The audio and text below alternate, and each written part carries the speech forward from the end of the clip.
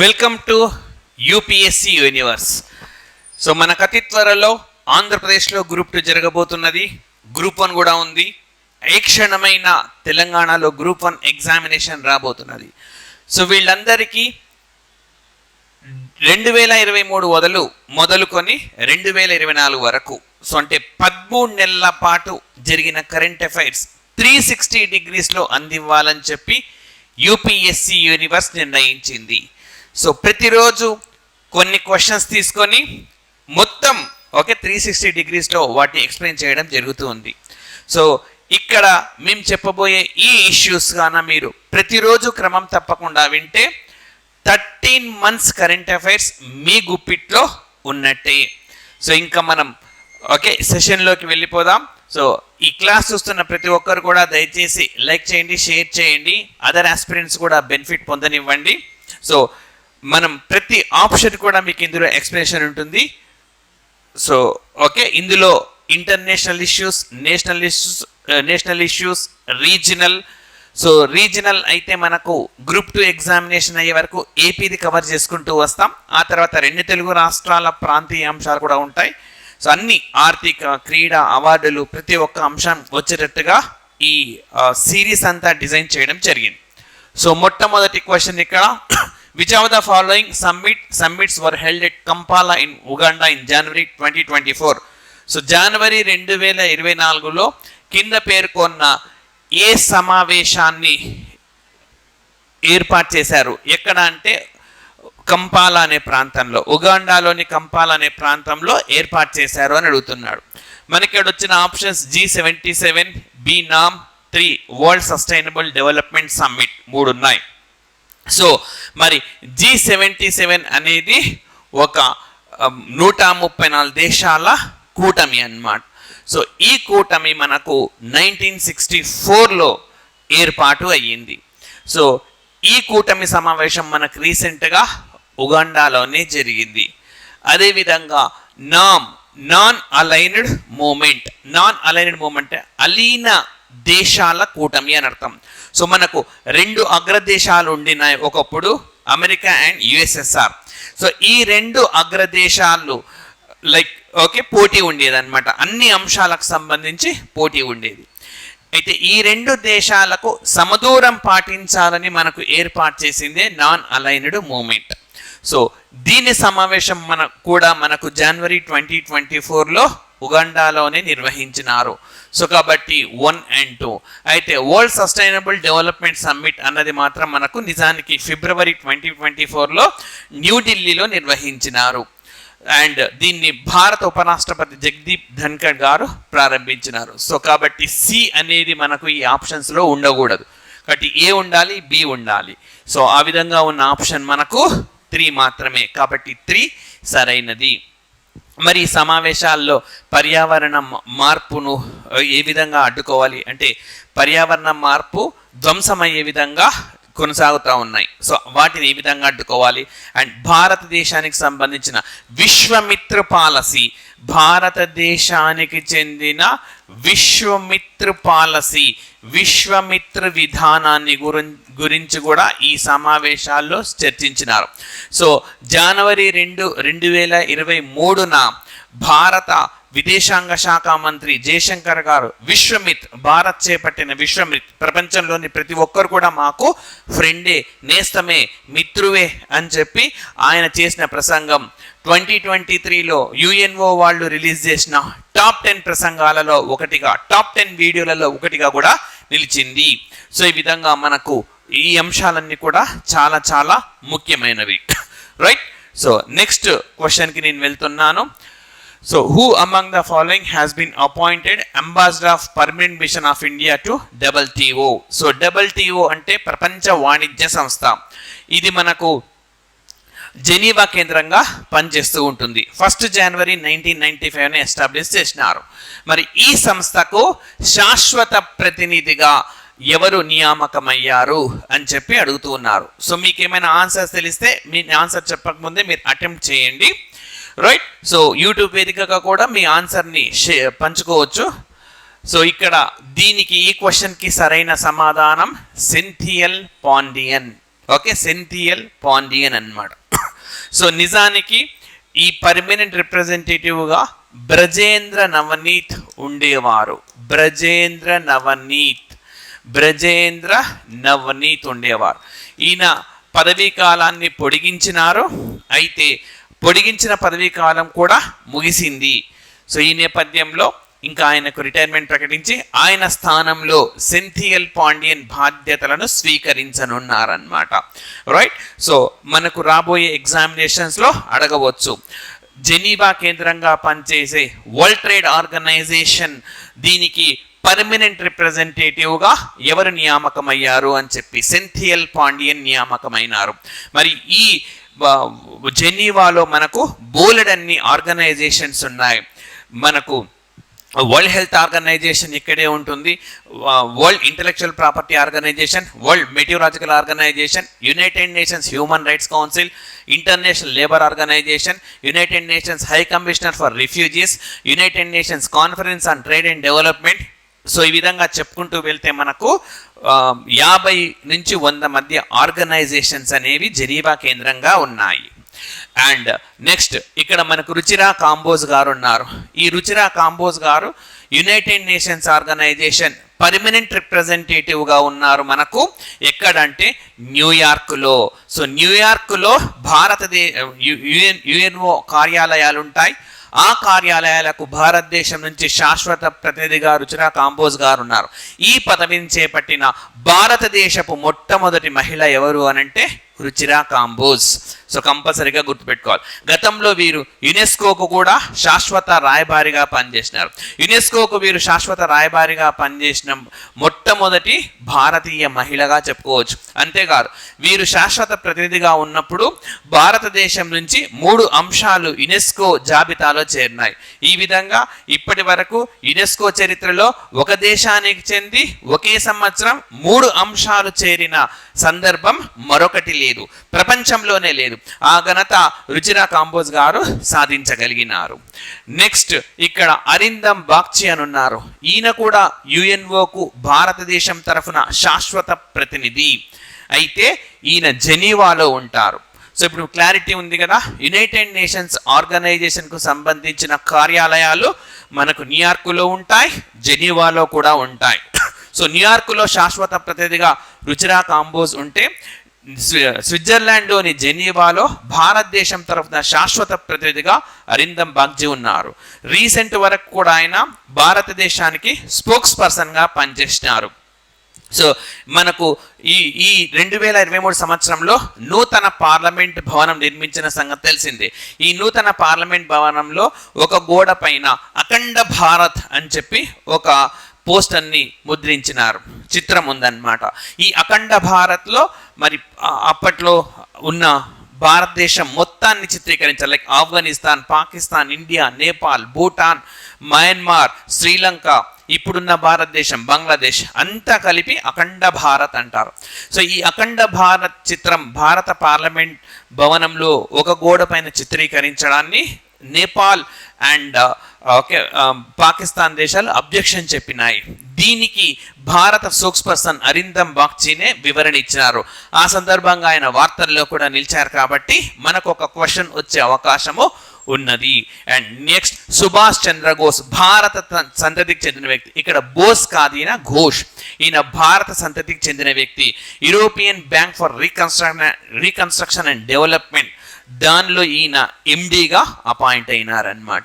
So ఈ విధంగా ఈ 4 వ్యక్తులు కూడా మనకు వార్తల్లో నిలిచారు. అండ్ నెక్స్ట్ వచ్చేసి which of the following country is not part of G4 అన్నారు. సో చాలా ముఖ్యమైన అంశం, మనకు దీని గురించిన అధ్యయనం చేయాలి. మనకు UNSCలో 5 దేశాలకు శాశ్వత సభ్యత్వం ఉంటుంది, 5 దేశాలకు వీటో అధికారం ఉంటుంది. ఏంటి ఆ 5 దేశాలంటే USA, UK, France, China and Russia. మరి ఈ 5 దేశాలకు మాత్రమే కాకుండా వీటో అధికారం మరిన్ని దేశాలకు ఉండాలి అని చెప్పి ఒక డిమాండ్ కూడా ఉంది. సో ఈ డిమాండ్ చేస్తున్న 4 దేశాలు కలిసి ఒక గ్రూప్గా ఏర్పడ్డాయి. ఆ గ్రూప్నే మనం G4 అంటాం. ఏంటి ఆ 4 దేశాలు అనంటే ఇండియా, జపాన్, బ్రెజిల్, అదేవిధంగా జర్మనీ దేశాలు. ఈ 4 దేశాలు శాశ్వత సభ్యత్వాన్ని కోరుతూ ఉన్నాయి. India, Japan, Brazil and Germany దేశాలు. సో ఈ దేశాలు శాశ్వత సభ్యత్వం పొందడం కోసం పరస్పరం ఒకటి ఇంకొక దేశానికి సహకరించుకోవడం, మ్యూచువల్ కోఆపరేషన్ కోసం ఏర్పాటు చేసిన కూటమి మనకు యునైటెడ్ నేషన్స్ G4 అనే కూటమి. ఒకటి ఇంకో దేశానికి సహకరిస్తుంది శాశ్వత సభ్యత్వం కోసం. సో మనకు జనవరి 2024లో యునైటెడ్ నేషన్ జనరల్ అసెంబ్లీకి అధ్యక్షుడిగా ఉన్న మన Dennis Francis Tobago and Trinidad దేశానికి చెందిన ఈయన భారతదేశాన్ని సందర్శించినారు. ఈయన కూడా భారతదేశానికి యుఎన్ఎస్సిలో శాశ్వత సభ్యత్వం ఇవ్వాలి అని చెప్పి ఆయన కూడా డిమాండ్ చేశారు. ఇంతేకాదు 2023 జనవరిలో అప్పటి యుఎన్జిఏ ప్రెసిడెంట్ సబా కొరోసి కూడా ఆయన కూడా వచ్చి భారత్కు మద్దతు ఇచ్చినారు. క్యారీకామ్ అనే సంస్థ ఉన్నది, కరేబియన్ కమ్యూనిటీ అనే సంస్థ. ఈ సంస్థ కూడా భారత్కు శాశ్వత సభ్యత్వం ఉండాలి అని చెప్పి సపోర్ట్ చేస్తూ ఉంది. సో మరి ఇక్కడ మనకు లేని దేశాన్ని గుర్తించమన్నాడు కాబట్టి సౌత్ ఆఫ్రికా లేదు ఈ కూటమిలో. ఏమేమి ఉన్నాయి? Japan, Germany, India and Brazil దేశాలు ఉన్నాయి. G4 ఎందుకు ఏర్పాటైంది అని అడుగుతాడు. ఒక దేశం ఇంకో దేశానికి సహకరిస్తుంది. ఈ 4 దేశాలు ఎందుకు సహకరిస్తుంది? ఏ అంశం సంబంధించి సహకరిస్తుంది అని అంటే యుఎన్ఎస్సిలో శాశ్వత సభ్యత్వం కోసం సహకరిస్తాయి. అండ్ నెక్స్ట్ వచ్చేసి Ram temple in Ayodhya was in which style అన్నాడు. సో జనవరి 22వ తేదీన భారత ప్రధానమంత్రి నరేంద్ర మోడీ మరి బాలరాముడి విగ్రహాన్ని ప్రతిష్ఠించినారు.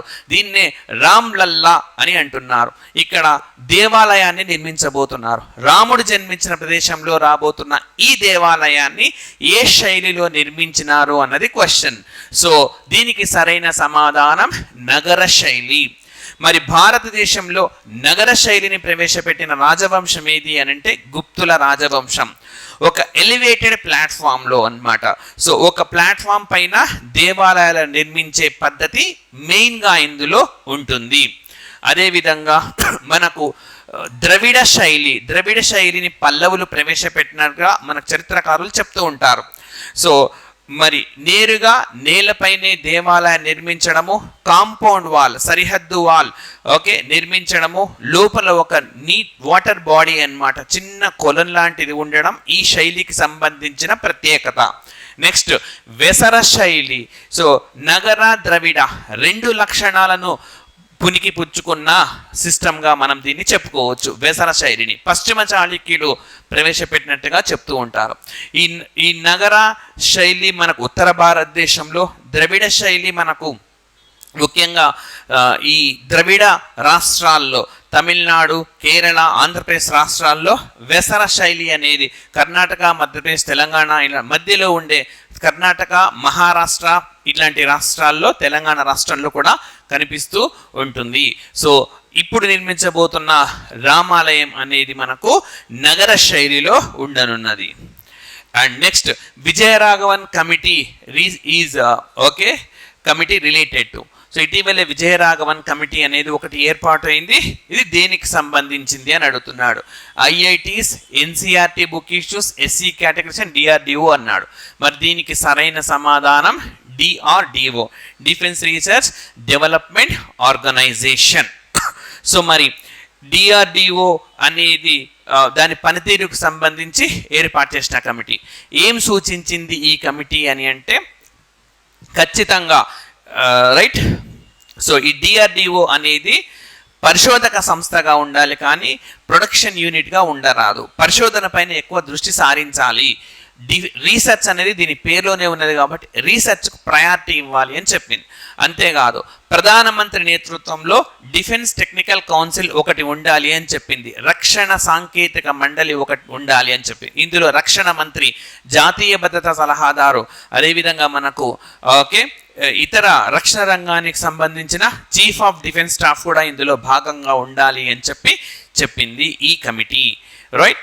అండ్ అదేవిధంగా ఐఐటీల పనితీరుకు సంబంధించి అధ్యయనానికి 2023లో భారత్ ఏర్పాటు చేసిన కమిటీ రాధాకృష్ణన్ కమిటీ. రైట్. ఈ రాధాకృష్ణన్ కమిటీ సో ఐఐటీలలో కామన్ సిలబస్ ఉండాలి అని చెప్పి సూచించింది. రైట్. అండ్ నెక్స్ట్ ఎన్సీఆర్టీల బుక్ ఇష్యూస్కు సంబంధించి మనకు ఏర్పాటు చేసిన కమిటీ పంత్ కమిటీ. 2 కమిటీలు ఏర్పాటైన నిజానికి 19 మంది సభ్యులతో కూడిన కమిటీకి పంత్ నేతృత్వం వహిస్తూ ఉన్నారు. అండ్ అదేవిధంగా ఎస్సీ వర్గీకరణకు సంబంధించి క్యాబినెట్ సెక్రటరీ రాజీవ్ గౌబా నేతృత్వంలో మనకు మరొక కమిటీ అనేది ఏర్పాటు అయ్యింది. సో ఇవి మనం కంపల్సరీగా గుర్తుపెట్టుకోవాలి. సో మనకు ఈ సిరీస్ ఏదైతే ఉన్నదో ఈ సిరీస్లో చాలా సందర్భాల్లో ఇవి రిపీట్ అవుతాయి, ఖచ్చితంగా రిపీట్ అవుతూనే ఉంటాయి. సో మీరు ప్రతిరోజు ఇవి వింటే చాలు, చాలా 2023 జనవరి మొదలుకొని 2024 జనవరి వరకు 13 నెలల కరెంట్ అఫైర్స్ అనేది ప్రతి అంశం 2 నుంచి 3 సార్లు రిపీట్ అయ్యే అవకాశం ఉంటుంది కాబట్టి మీకు బ్రెయిన్లో ఫిక్స్ అయిపోతుంది. సో దీనికి మీరు రెగ్యులర్గా క్లాస్ వినండి, అదేవిధంగా లైక్ చేయండి, షేర్ చేయండి. అండ్ ఓకే, మీరు అదర్ ఆస్పిరెంట్స్ కూడా బెనిఫిట్ పొందనివ్వండి. సబ్స్క్రైబ్ చేసుకునే వాళ్ళు ఉంటే యూట్యూబ్ని సబ్స్క్రైబ్ కూడా చేసుకోండి. అండ్ నెక్స్ట్ వచ్చేసి Vaibhav fellowship is aimed at. So మనకు కేంద్ర ప్రభుత్వం ఇటీవలి కాలంలో వైభవ్ అనే ఫెలోషిప్ ప్రకటించింది. ఇది దేనికి సంబంధించింది అని అడుగుతున్నాడు. సో ఇక్కడ చూడండి, attracting scientific diaspora community of India. So భారతదేశానికి చెందిన గొప్ప గొప్ప శాస్త్రవేత్తలు విదేశాల్లో యూనివర్సిటీలలో పనిచేస్తూ ఉన్నారు, పరిశోధక సంస్థల్లో ఉన్నారు, అంతరిక్ష పరిశోధక సంస్థల్లో ఉన్నారు, నాసాలో ఉన్నారు చాలామంది. అదేవిధంగా మనకు పెన్సిల్వేనియా యూనివర్సిటీలో, ఆక్స్ఫర్డ్ యూనివర్సిటీలో, ప్రపంచంలోని ఏ ప్రతిష్టాత్మకమైన యూనివర్సిటీలో అయినా భారతీయులు లేదా భారత సంతతికి చెందిన వ్యక్తులు ఉన్నారు. వాళ్లకు భారతదేశం అసోసియేట్ అవుతుంది, వాళ్ళ పరిజ్ఞానాన్ని వాళ్ళ అనుభవాన్ని వినియోగించుకోవాలని చూస్తూ ఉంది. సో ఇందుకు ప్రారంభించిందే వైభవ్ ఫెలోషిప్. సో దీంతో భారతదేశంతో వాళ్ళు అసోసియేట్ అవుతారు. సో ఇక్కడికి వచ్చి క్లాసులు తీసుకోవడం కానీ పరిశోధనలో భాగస్వామ్యం కావడం కానీ చేస్తారనమాట. రీసెంట్గా 22 మందికి ఈ ఫెలోషిప్ అనేది ప్రకటించారు. సో వారి పేర్లు గుర్తుపెట్టుకోవాల్సిన అవసరం మనకు లేదు. సో మనకేమని అడుగుతారు, వైభవ్ ఫెలోషిప్ వార్తల్లో ఉంది, ఎవరికి ఇస్తారు, దీని లక్ష్యం ఏంటి, ఓకే అని చెప్పి మనకు ఎగ్జామినేషన్లో క్వశ్చన్ వచ్చే అవకాశం ఉన్నది. సో భారతదేశపు మొట్టమొదటి స్టీల్ స్లాగ్ రోడ్ జాతీయ హైవే సో ఎక్కడ ఉన్నది అని అంటే మనకు Mumbai to Goa. Okay, Mumbai to Goa అన్నమాట. సో అయితే మనకు జాతీయ రహదారి అడిగినప్పుడే ఈ విధంగా ఆన్సర్ చేయాలి, Mumbai to Goa. So Mumbai to Goa అని. సో బై మిస్టేక్ జరిగింది, ఇక్కడ ఆప్షన్స్లో లేదు. So no problem. అయితే ఇక్కడ ఇంకా మీకు కొన్ని చెప్తాను. భారతదేశంలో మొట్టమొదటి స్టీల్ స్లాగ్ రోడ్ ఎక్కడ వచ్చింది అని అంటే సూరత్ నగరంలో వచ్చింది. భారతదేశంలో మొట్టమొదటి స్టీల్ స్లాగ్ రోడ్ సూరత్ నగరంలో వచ్చింది. 2, బార్డర్ రోడ్ ఆర్గనైజేషన్. ఓకే, సరిహద్దు బార్డర్ రోడ్ ఆర్గనైజేషన్ అని మనకున్నది. వీళ్ళు నిర్మించిన మొట్టమొదటి స్టీల్ స్లాగ్ రోడ్ మనకు ఎక్కడ వచ్చింది అంటే అరుణాచల్ ప్రదేశ్ రాష్ట్రంలో వచ్చింది. అయితే ఇవి జాతీయ రహదారులు కావు. భారతదేశంలో మొట్టమొదటి జాతీయ రహదారి స్టీల్ స్లాగ్ రోడ్ ఎక్కడ వచ్చింది అని అడిగితే మనకు ముంబై టు గోవాకు వచ్చింది. అంటే మహారాష్ట్ర టు గోవా అనే రాష్ట్రం, 2 రాష్ట్రాల మధ్య జాతీయ హైవే NH66 అంటారు. NH66 అంటారు, అక్కడ మనకు వచ్చింది. సో ఇది మనకి ఈ క్వశ్చన్కు సంబంధించిన explanation. Next, which state has prohibited from purchasing petrol or diesel vehicles since 1st January 2024?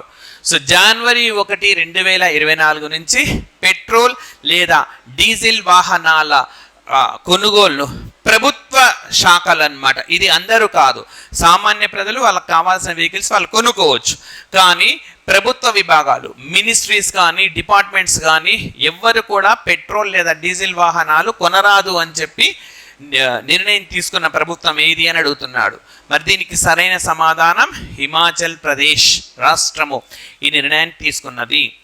And ఇక్కడ ఇంకోటి కూడా చెప్తాను, 2030 నాటికి ప్రభుత్వం ఆధ్వర్యంలో నడిచే ప్రతి వాహనం కూడా ఎలక్ట్రిక్ వాహనం అయి ఉండాలి అని చెప్పి నిర్ణయం తీసుకున్న రాష్ట్రం ఏది అని అంటే ఉత్తరప్రదేశ్. ఏ వాహనమైనా సరే, ఇంక్లూడింగ్ ముఖ్యమంత్రి కాన్వాయ్లోని కార్లు, మంత్రులోని కాన్వాయ్లు, రాష్ట్రంలోని ప్రధాన కార్యదర్శులు కావచ్చు లేదా డిపార్ట్మెంట్ల కార్యదర్శులు, కలెక్టర్లు, ఎవరి వాహనం అయినా సరే ఎలక్ట్రిక్ వాహనం అయి ఉండాలి 2030 నాటికి నిర్ణయం తీసుకున్న రాష్ట్రము ఉత్తరప్రదేశ్ రాష్ట్రం. జనవరి 1, 2024 నుంచి పెట్రోల్ డీజిల్ వాహనాలు ప్రభుత్వ అవసరాలకు కొనరాదు అని చెప్పి, ఉన్న వినియోగించుకోవచ్చు కానీ కొత్తవి కొనరాదు అని చెప్పి నిబంధనను రూపొందించిన రాష్ట్రం ఏది అంటే హిమాచల్ ప్రదేశ్. నెక్స్ట్ వచ్చేసి మనకు Goa. World Indian energy summit ప్రస్తుతం మనకు గోవాలో జరుగుతూ ఉన్నది. నెక్స్ట్ పంజాబ్ రాష్ట్రం. రైట్ టు వాక్, నడకను ఒక హక్కుగా ఇచ్చిన భారతదేశ మొట్టమొదటి రాష్ట్రం ఏదంటే పంజాబ్ రాష్ట్రము. ఓకే, ఈ విధంగా రాష్ట్ర వార్తలు ఉన్నాయి. Next, which Asian nation has quit from belt and road initiative. So belt and road అనే ఒక ప్రోగ్రామ్ నుంచి నిష్క్రమించిన మొట్టమొదటి ఆసియా దేశపు ఏది అని చెప్పి అడుగుతా ఉన్నాడు. సో మరి దీనికి సరైన సమాధానము ఫిలిప్పీన్స్. అసలు బెల్ట్ అండ్ రోడ్ ఇనిషియేటివ్ ఏ దేశం ప్రారంభించింది అంటే చైనా దేశం ప్రారంభించింది. ఓకే, చైనా దేశం. సో 3 ఖండాలు. ఓకే, సో ఈ విధంగా మనకు భారతదేశం ఉంటుంది కదా. సో భారతదేశం పైనుంచి అంటే ఆసియా పైనుంచి యూరోప్లోకి ఎంటర్ అయ్యి ఆఫ్రికాలోకి ఎంటర్ అయ్యి మళ్ళీ ఆసియాలోకి ప్రవేశిస్తుంది. సో 3 ఖండాలు, దాదాపుగా 150కి పైగా దేశాలు ఇందులో అనుసంధానం అవుతాయి. ఇది ఒక rail, road and water connectivity project అన్నమాట. ఈ ప్రాజెక్టులో మధ్యలో కారిడార్స్ నిర్మిస్తారు. సో పారిశ్రామిక నడవ అంటాం తెలుగులో, industrial corridor. Like for example Pakistan ఈ విధంగా చైనా పాకిస్తాన్ ఎకానమిక్ కారిడార్ను ఇందులో నిర్మిస్తూ ఉన్నది. భారతదేశం ఈ ఏరియాను అబ్జెక్షన్ చెప్తూ ఉంది. మరి ఈ చైనా సంబంధించిన బెల్ట్ అండ్ రోడ్ ఇనిషియేటివ్ నుంచి నిష్క్రమించిన ఆసియా దేశం ఫిలిప్పీన్స్. యూరప్ దేశం ఏది అని అడుగుతాడు, ఇటలీ. G7లోని దేశం ఏదని అడుగుతాడు, అది కూడా ఆన్సర్ ఇటలీనే మనకు. అండ్ మరి ఈ చైనా పాకిస్తాన్ ఎకానమిక్ కారిడార్లో మనకు ఈ బెల్ట్ అండ్ రోడ్ ఇనిషియేటివ్లో మయన్మార్ చైనా ఎకానమిక్ కారిడార్ కూడా ఉన్నది. దీనిని శ్రీలంక వరకు పొడిగించాలి అని చెప్పి నిర్ణయించినారు. అదేవిధంగా మనకు చైనా పాకిస్తాన్ ఎకానమిక్ కారిడార్ని ఆఫ్ఘనిస్తాన్ వరకు కూడా ఎక్స్టెన్షన్ చేశారు. ఆఫ్ఘనిస్తాన్ వరకు పొడిగిస్తూ నిర్ణయాన్ని తీసుకున్నారు. సో ఈ విధంగా ఇవన్నీ ఉన్నాయి. అదేవిధంగా రక్షణకు సంబంధించి ఆసియా ఖండంలో రక్షణకు సంబంధించి నేపాల్ దేశాన్ని చేరమని చెప్పి చైనా కోరింది, దీన్ని రిజెక్ట్ చేశారు. సో ఈ విధంగా మనకు ఈ అంశాలన్నీ కూడా వార్తల్లో ఉన్నాయి. And next, who among the following is not recipient of Padma Vibhushan in 2024. So 2024లో పద్మ విభూషణ్ అవార్డు పొందనిది ఎవరు అని చెప్పి అడిగినారు. సో వెంకయ్య నాయుడు గారు. సో ఈయనకి ఈ సంవత్సరం పద్మ విభూషణ్ అవార్డు వచ్చింది. ఎల్కే అద్వానీ గారికి భారతరత్న అవార్డు వచ్చింది. పివి నరసింహారావు, చరణ్ సింగ్, ఎంఎస్ స్వామినాథన్ వీరందరికీ కూడా 2024లో భారతరత్న అవార్డు పొందినారు. ఠాకూర్ గారు కూడా బీహార్ రాష్ట్ర మాజీ ముఖ్యమంత్రి, వారికి కూడా భారతరత్న అవార్డు వచ్చింది. అండ్ బిందేశ్వర్ పాఠక్. సో వీరు కూడా పారిశుద్ధ్యానికి ఎంత కాలంగానో కృషి చేస్తూ ఉన్నారు, వారికి కూడా దక్కింది. పద్మా సుబ్రహ్మణ్యం గారికి కూడా పద్మ విభూషణ్ తగ్గింది.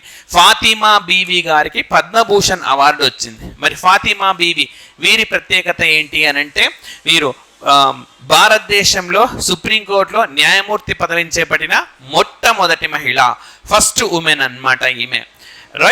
అండ్ ఆ తర్వాత ఈమె తమిళనాడు గవర్నర్గా కూడా పనిచేసినారు. జాతీయ మానవ హక్కుల కమిషన్లో కూడా వీరు పనిచేసినారు.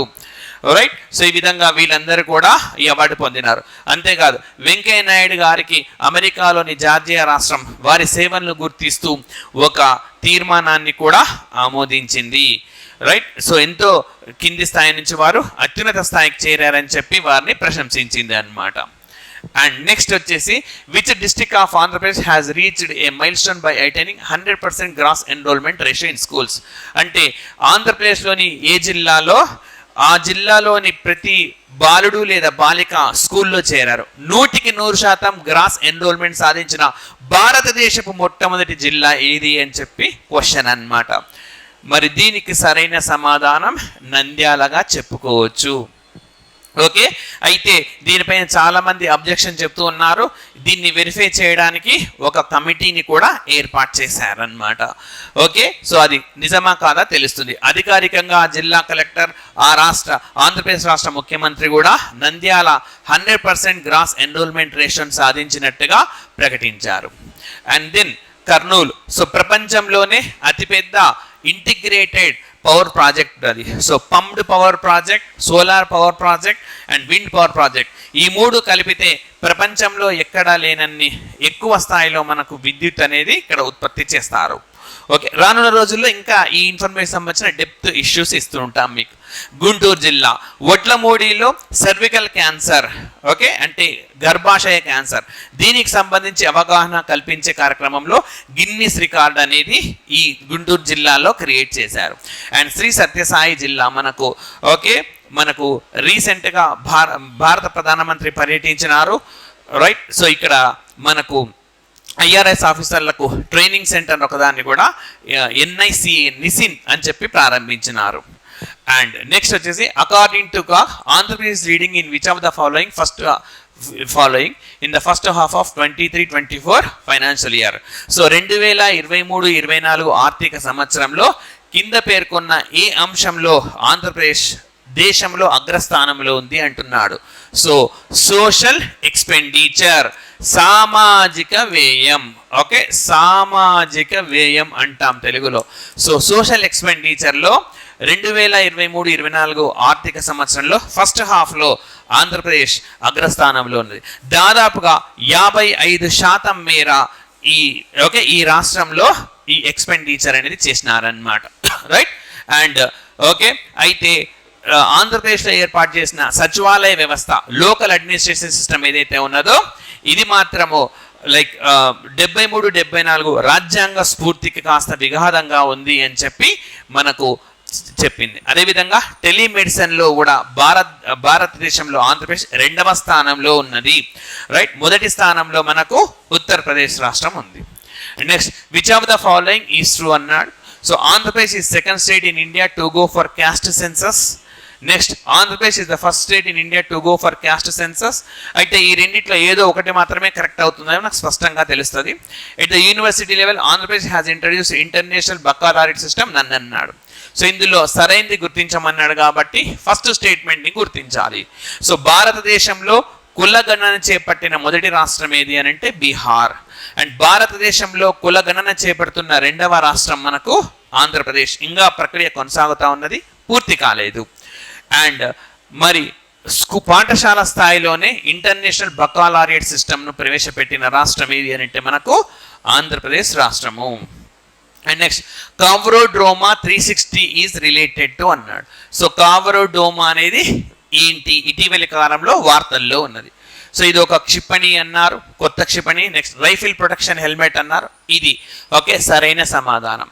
సో మామూలుగా మనకు బైక్ పైన వెళ్ళే వాళ్ళు కానీ స్కూటర్ల పైన వెళ్ళే వాళ్ళు కానీ హెల్మెట్ ధరిస్తారు. బట్ మనకు ఈ రైఫిల్ కాల్చినప్పుడు కూడా తలకు ఎలాంటి గాయం కాకుండా రక్షణ కల్పించేందుకు ఉద్దేశించిందే కావరోడ్రోమా 360. ప్రపంచంలోనే మొట్టమొదటిసారిగా ఈ తరహా హెల్మెట్ను భారతదేశంలో స్వదేశీ పరిజ్ఞానంతో, ఇండిజినస్ టెక్నాలజీతో తయారు చేశారు. And next, who among the following has got doctorate in science from Commonwealth vocational university. So Commonwealth vocational university అనేది మనకు 2014లో ఏర్పాటైంది. సో యూకే కేంద్రంగా పనిచేస్తూ ఉంటుంది. సో కామన్వెల్త్ అని అంటే ఒకప్పుడు బ్రిటిష్ పాలనా కాలంలో ఉన్న దేశాలన్నమాట. మరి దీని నుంచి అవార్డు పొందినది ఎవరు, గౌరవ డాక్టరేట్ అంటే డాక్టర్ సర్వేశ్వర్ శర్మ గారు పొందినారు, రైట్. సో ఈయన కోనసీమ సైన్స్ పరిషత్తుకు కూడా లీడ్ చేస్తూ ఉన్నారు, నాయకత్వం వహిస్తూ ఉన్నారనమాట. సో ఇవి 360 డిగ్రీస్లో భాగంగా మనము ఈరోజు ఈ క్వశ్చన్స్ డిస్కస్ చేసినాం. సో రానున్న రోజుల్లో ఇంకా ఈ క్వశ్చన్స్ అనేవి ఓకే ఇంక్రీజ్ చేస్తాము. 360 మొత్తం మీకు సమగ్రంగా ప్రతి ఆప్షన్ గురించిన అంశాలు తెలియజేస్తాం. ఇవి ప్రతిరోజు మీరు ఫాలో అయితే 13 నెలల కరెంట్ అఫైర్స్ ఇంకా మీ గుప్పిట్లో ఉన్నట్టే, right. Thank you very much.